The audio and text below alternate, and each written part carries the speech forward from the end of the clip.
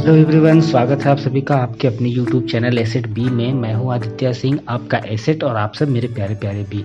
तो हाजिर हूं मैं आपके लिए एक बार फिर से क्लास 10th की सिविक्स का आपका चैप्टर। इस पार्ट में हम लोग कवर करेंगे जो कि है आपका जेंडर इन क्वालिटीज। आप लोग देख रहे होंगे जेंडर, रिलीजियन एंड कास्ट, किस तरह से ये चीज़ें हमारे सोसाइटी में आस पास सब तरफ फैली हुई हैं।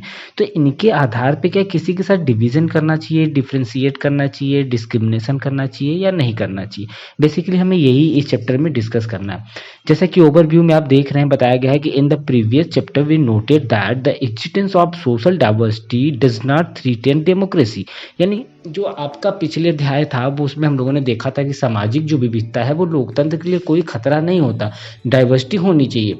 लेकिन राजनीति में बात करें, सामाजिक जो असमानताएं हैं इसकी बात को लेके कोई असंभव वाली बात नहीं है। कई बार तो लोगों के लोकतंत्र जो है लाभ भी बहुत ज़्यादा देता है। तो इस चैप्टर में हम इस विचार से भारत में जो है डेमोक्रेसी के कामकाज के आधार पर परखने की कोशिश करेंगे कि यहाँ पर जो सामाजिक विभाजन और भेदभाव वाली जो ये तीन सामाजिक इनक्वालिटीज है, जैसे कौन से हैं आपके, एक तो हो गया जेंडर, दूसरा रिलीजियन और तीसरा कास्ट, इन सब से क्या हमारे देश में कैसे परिवर्तन होते हैं और किस तरह से राजनीति में ये सब पार्टिसिपेट करते हैं, इस सबको हम लोग एक एक करके इस चैप्टर में देखने वाले हैं। साथ ही साथ यह भी देखेंगे कि यह हमारे डेमोक्रेसी के लिए अच्छा है या नुकसानकारी है। तो देखिए, पहला ही टॉपिक है आपका जेंडर एनालिसिस, यानी कि आपका जो लैंगिक, आप कह सकते हैं हिंदी में लैंगिक जो मसले हैं और जो पॉलिटिक्स है आपकी राजनीति जो है वो। तो देखिए, इसको स्टार्ट करने से पहले एक पोस्टर यहाँ पर दिया हुआ है, a poster from Bengal affirming women's strength, यानी कि स्त्री शक्ति का उद्देश्य उद्घोष करता हुआ बंगाल का यह एक पोस्टर है। तो ठीक है, पोस्टर को आप देखेंगे तो आपको पता चलेगा कि वीमेन के हाथ में किस तरह से पत्थर से बंधा हुआ रस्सी है और मतलब लाचार सी लग रही है, और मतलब बहुत ज़्यादा दबा हुआ सोसाइटी का एक ऐसा पार्ट ये डिनोट कर रही है फोटो, कि लग रहा है कि वीमेन को बहुत ज़्यादा दबाया गया है। तो चलिए, let us begin with gender division. This is a form of hierarchical social division seen everywhere but is rarely recognised in the study of politics. The gender division tends to be understood as natural and unchangeable. However, it is not based on the biology but on the social expectation and stereotypes. यानी कि बात करें अगर हम लोग gender inequalities की, तो समाज में जो इनक्वालिटीज़ का यह रूप है यह हर जगह नज़र आता है। लेकिन अगर राजनीति के बारे में अगर हम लोग बात करें तो शायद ही इसकी पहचान की जाती। जो जेंडर इनक्वालिटीज़ है इसको हम लोग साधारण तौर से प्राकृतिक या अपरिवर्तनीय मान लेते हैं, क्यों? लेकिन जो ये लैंगिक जो आपका जेंडर इनक्वालिटीज़ है, इसके आधार पर किसी स्त्री का, किसी वीमेन का, किसी मेल का, उसका फिजिकल बनावट नहीं, उसकी बॉडी नहीं है, बल्कि इन दोनों के बारे में लेके जो हमारे समाज में कुछ रूढ़ छवियां प्रचलित हैं पुरानी, उन्हीं के कारण ये सारी डाइवर्सिटी हमें डिस्क्रिमिनेशन देखने को मिलता है। तो इसमें देखिए, पब्लिक या प्राइवेट डिवीजन, यानी निजी हो या फिर सार्वजनिक हो, इनका विभाजन कैसे होगा। तो देखिए, boys and girls are brought up to the believe that the main responsibility of women is house work and bringing up the children. यानी लड़के और लड़कियों का जो पालन पोषण है उसके क्रम में जो है मान्यता घर में ही पहले स्टार्ट होती है। सबके मन में बैठा दी जाती है कि भाई औरतों की मुख्य जिम्मेवारी क्या है, घर को चलाना, वो हाउस वाइफ हैं, बच्चों का पालन पोषण करना। यह चीज़ जो है ना, अधिकतर परिवारों के जो आपके बात करें कि डिवीज़न ऑफ लेबर, यानी कि श्रम के जो डिवीज़न है उसके रूप में दिखाई देती है। औरतों के घर के अंदर बात करें, सारा काम काज जैसे खाना बनाना, सफाई करना, कपड़े धोना, बच्चों की देख रेख करना, ये सारे काम करती हैं। जबकि जो मेल होते हैं वो क्या करते हैं, वो घर के बाहर जाके काम करते हैं। ऐसा नहीं है कि मर्द जो होते हैं ये सारे काम नहीं कर सकते। दरअसल वे सोचते हैं कि ऐसे कामों को करना औरतों की जिम्मे है, मतलब खाना बनाना, बर्तन साफ करना, ये सब औरतों का काम है, ऐसा मानते हैं। पर जब सिलाई कटाई से लेकर इन्हीं सारे कामों के लिए पैसे मिलते हैं तो जो मेल है ना, वो भी खुशी खुशी यही काम करने के लिए घर से बाहर भी जाते हैं। मतलब सपोज करिए कि घर में आप बर्तन नहीं साफ कर सकते, लेकिन आपको बर्तन साफ करने का पैसा मिल जाए, जॉब मिल जाए, तो आप मेल भी बाहर जाके बर्तन साफ करते हैं, शॉप वगैरह पे, दुकान पे, होटलों में, है ना। उसी तरीके से सिलाई कढ़ाई, ये किसका काम है? अरे ये तो महिलाओं का काम है, ये तो वीमेन का काम है, मैं क्यों करूं। लेकिन वही टेलर मास्टर जब आप देखेंगे शॉप पे, तो वही पैसे कमाने के लिए क्या कर रहे हैं, वीविंग का काम कर रहे हैं। तो इस तरह की जो आधार बन गया लोगों के अंदर ना, ये उनकी सोच के कारण है। इनको लगता है कि ऐसे काम करना तो औरतों के जिम्मे है, ठीक है। तो अधिकांश हम लोग दर्जी होटल के रसोइये जो होते हैं वो पुरुष ही होते हैं। बड़े बड़े होटलों में जो रसोइये होते हैं, जो किचन किंग होते हैं, वो क्या होते हैं, वो ये आदमी लोग ही तो होते हैं जो बावर्ची वगैरह होते हैं ना। तो इसी प्रकार औरतों के घर के बाहर का काम न करती हों ऐसा भी नहीं है।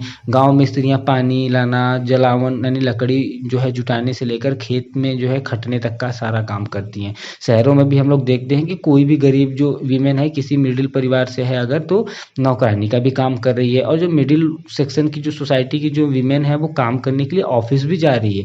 तो सच्चाई यह है भाई कि अधिकतर जो महिलाएं हैं अपने घरेलू काम के अलावा भी अपनी आमदनी के लिए कुछ न कुछ काम करती हैं, लेकिन उनके काम को ज़्यादा वैल्यू नहीं दिया जाता और उन्हें दिन रात काम करके भी उसका जो है श्रेय नहीं मिलता उनको भाई।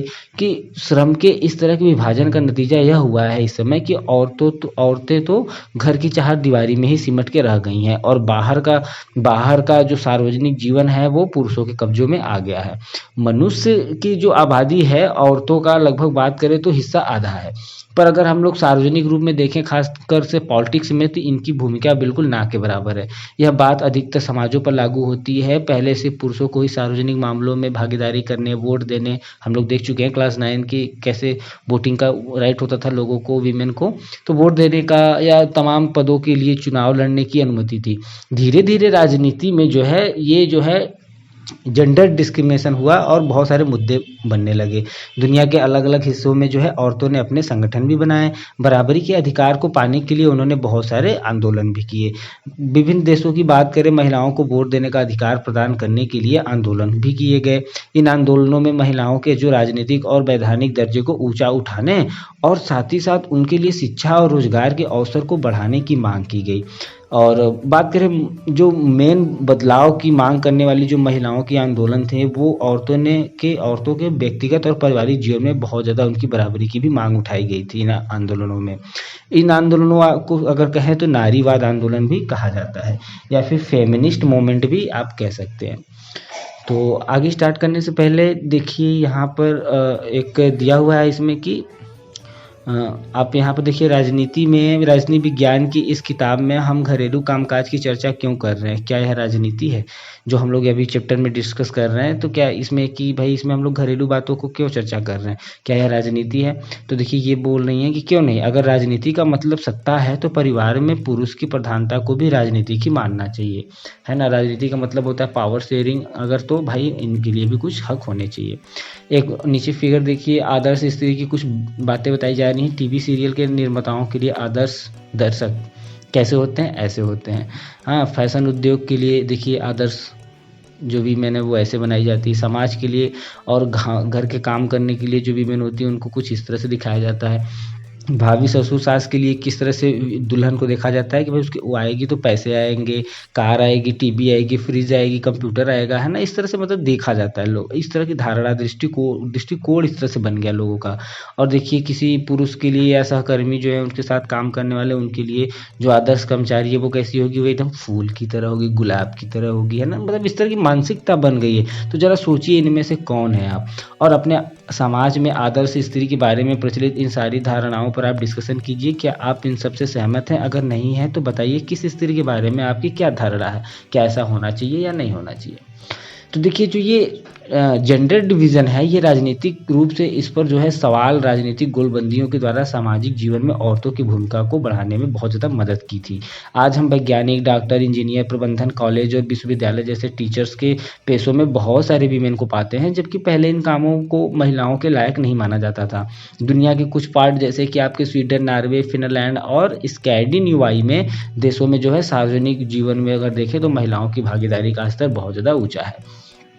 यहाँ पे खुद से करने के लिए बताया गया एक एक्टिविटी है कि देश के 6 राज्यों में समय का उपयोग और सर्वेक्षण संबंधी ये सर्वेक्षण किया गया है। तो उससे पता चलता है कि एक औरत को औसतन रोजाना 7.5 घंटे से ज़्यादा काम करती हैं, जबकि एक मेल जो होता है, मर्द जो होता है, वो औसतन जो है 6.5 घंटे ही काम करता है। फिर भी पुरुषों द्वारा किया गया काम ही ज़्यादा दिखाई देता है क्योंकि उससे आमदनी होती है। और औरतें भी ढेर सारे ऐसे काम करती हैं जिन्हें अप्रत्यक्ष रूप से आमदनी होती है, लेकिन उनके काम को ज़्यादातर 4 दीवारी के अंदर होता है, इसलिए उनको पैसे नहीं मिलते और उनका काम लोगों को दिखाई नहीं देता है। तो ये है।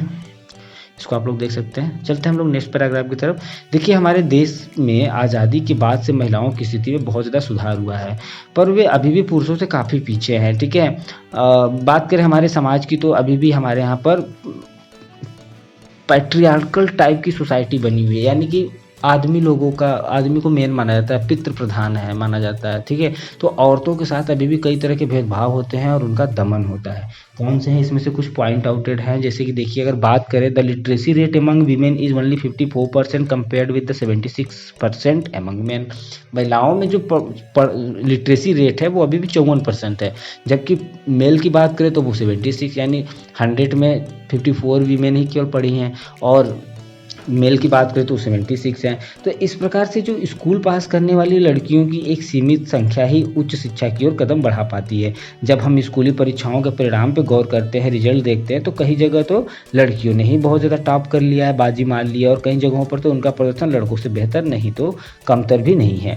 मतलब या तो वो टॉपर हैं या तो फिर लड़कों से तुलना में बहुत ज़्यादा कम भी नहीं है। इस तरह से उनका रिजल्ट देखने को मिलता है। लेकिन आगे की पढ़ाई के जो दरवाजे हैं उनके लिए बंद हो जाते हैं। क्यों?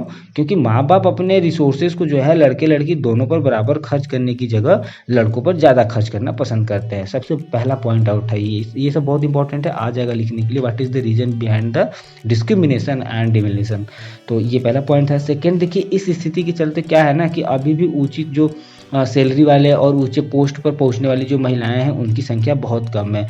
भारत में एक औसत की बात करें तो एक स्त्री और एक पुरुष, हाँ, इन लोगों की अगर बात करें तो हम देखते हैं कि एक स्त्री और जो एक पुरुष है वो मजदूरी दी जाए पुरुष की तुलना में रोजाना 1 घंटे से ज़्यादा काम करती है और उसको ज़्यादातर काम के लिए पैसे नहीं मिलते हैं। अक्सर उसके काम को वैल्यू ही नहीं दी जाती है। ये सेकेंड रीजन है। थर्ड देखिए समान पेमेंट पे या फिर कहीं मजदूरी मिलने से संबंधित जो नियम है उसमें कहा गया है भाई कि समान काम करने के लिए समान मजदूरी दी जाएगी। काम के हर क्षेत्र में, यानी चाहे खेल कूद की दुनिया से लेकर सिनेमा संसार तक और कल कारखानों से लेकर खेत खलियान तक महिलाओं को पुरुषों की तुलना में कम मजदूरी मिलती है, भले ही दोनों ने एक जैसा ही काम किया हो। ये जो है नेक्स्ट रीजन था। नेक्स्ट देखिए इस भारत के अनेक पार्ट में माँ बाप को सिर्फ लड़के की ही चाह होती है। बहुत से लोग होते हैं ऐसी मानसिकता के, लड़की को जन्म देने से पहले ही खत्म कर देते हैं। इस तरह की जो मानसिकता पनपते हैं इससे देश में जो आपका जेंडर रेशियो है वो लगभग प्रति 1000 लड़कों पर लड़कियों की संख्या है, यानी गिरकर है 919 रह गया है। 1000 लड़कों पर 919 लड़कियां ही बची हैं।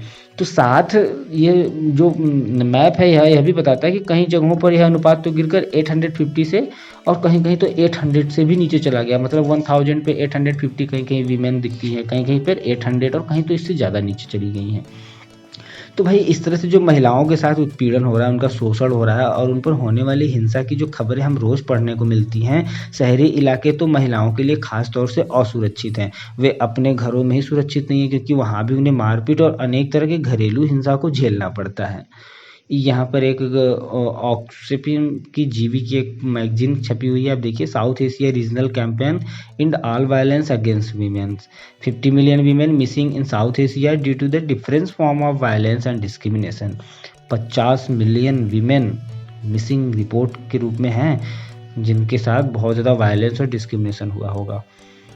अब यहाँ पर एक ग्राफ दिखाया गया है कि भारत में जो महिलाओं का प्रतिनिधित्व करना है वो ऐसी पार्टिसिपेशन में महिलाओं की संख्या बहुत कम है।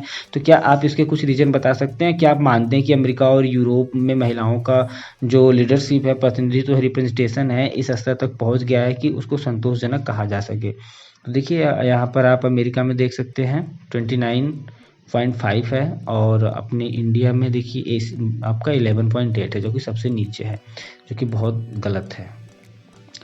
अब देखिए इसमें दिया हुआ है महिलाओं का राजनीतिक प्रतिनिधित्व, यानी कि वीमेन्स पॉलिटिकल रिप्रेजेंटेशन। तो all this is well known क्या कि at issues related to women's wellbeing और otherwise are not given adequate attention. कोई बात छिपी नहीं है। देखिए औरतों की भलाई या उनके साथ समान व्यवहार वाले मुद्दों पर तो ध्यान ही नहीं दिया जाता।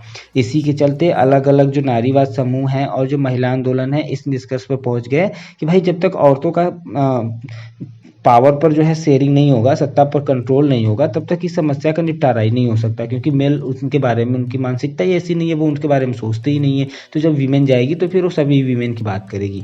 तो इस लक्ष्य को हासिल करने के लिए यह तरीका यह है भाई कि जनता द्वारा चुने हुए जितने भी रिप्रेजेंटेटिव हैं, प्रतिनिधि हैं, उनमें महिलाओं की भी पार्टिसिपेशन को बढ़ाया जाए। भारत की विधायिका में बात करें तो वो महिला जो प्रतिनिधि हैं उनका अनुपात बहुत कम है। जैसे कि लोकसभा में महिला जो है सांसदों की संख्या पहली बार 2019 में जो है 14.36% तक ही पहुंच सकी है।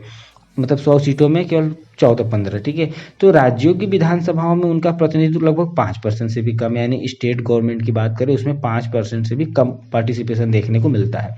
तो भाई इस मामले में भारत का जो है नंबर दुनिया के देशों से काफ़ी नीचे है, जैसा कि हम लोग पेज 44 पे बॉक्स को देख सकते हैं।